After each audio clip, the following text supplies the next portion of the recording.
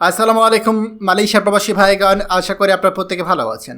Malaysia visa এজেন্সিদের সিন্ডিকেটে চক্রান্ত ফাঁস, বাংলাদেশ থেকে মালয়েশিয়া যাওয়া থমকে যেতে পারে। চলুন খবরে বিস্তারিত জেনে নেওয়া যাক। মালয়েশিয়া শ্রমবাজার দীর্ঘদিন ধরে বাংলাদেশিদের জন্য অন্যতম জনপ্রিয় একটি গন্তব্য। তবে অতীতে এই রিক্রুটিং এজেন্সিগুলোর অনিয়ম, দুর্নীতি ও সিন্ডিকেটের কারণে একাধিকবার এই শ্রমবাজারটি বন্ধ হয়ে যায়।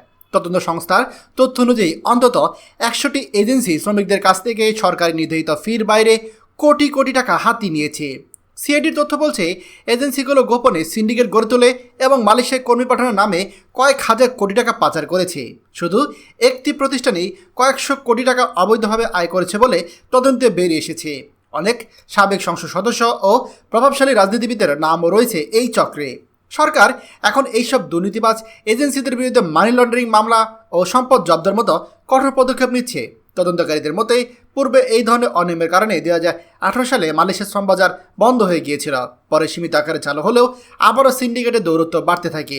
ফলে বাংলাদেশ সরকার এবার স্পষ্ট করেছে যে প্রবাসীদের ঘামঝরা অর্থ লুটপাটকারী এজেন্সিদের বিচার না হওয়া পর্যন্ত নতুন করে কলিং ভিসা চালুর বিষয়ে তারা সতর্ক অবস্থানে থাকবে। সংশ্লিষ্ট মহল মনে করছে, চলমান তদন্ত ও বিচার প্রক্রিয়া শেষ না হওয়া পর্যন্ত কলিং ভিসা চালু হওয়া অনেকটাই অনিশ্চিত।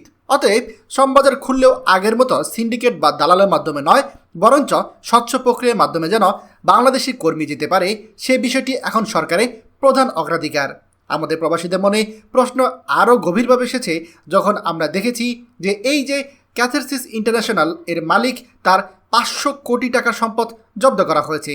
যিনি কিনা বাইরের সাবেক মহাসচিব ছিল, যার নাম রুহুল আমিন স্বপন। এই রুহুল আমিন স্বপন তিনি আমাদের প্রবাসীদের কাছ থেকে 7 লাখ টাকা পর্যন্ত করে নিয়েছে।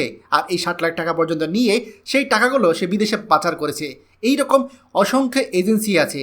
আর এই এজেন্সিগুলো তারা কিন্তু বিদেশে টাকা যেমন পাচার করে, ঠিক তেমনি প্রবাসীদের গলা কেটে টাকা নিয়েছে। 2015 সালের পর ক্যাথারসিস ইন্টারন্যাশনাল রিক্রুটিং এজেন্সির মাধ্যমে মালয়েশিয়া কর্মী গিয়েছে 45,287 জন। আর এই যে বিভিন্ন এজেন্সির মাধ্যমে নেওয়া হয়েছে সিন্ডিকেটের 100 সদস্য, তাদের অবৈধ সম্পদের খোঁজ নিচ্ছে বাংলাদেশের সিআইডি। এখন যেহেতু বাংলাদেশ সরকার নতুন করে তদন্ত শুরু করেছে, এই অবস্থায় মালয়েশিয়া কলিং ভিসা আবার চালু হবে কিনা সেটা নিয়েও সন্দেহ রয়ে গিয়েছে।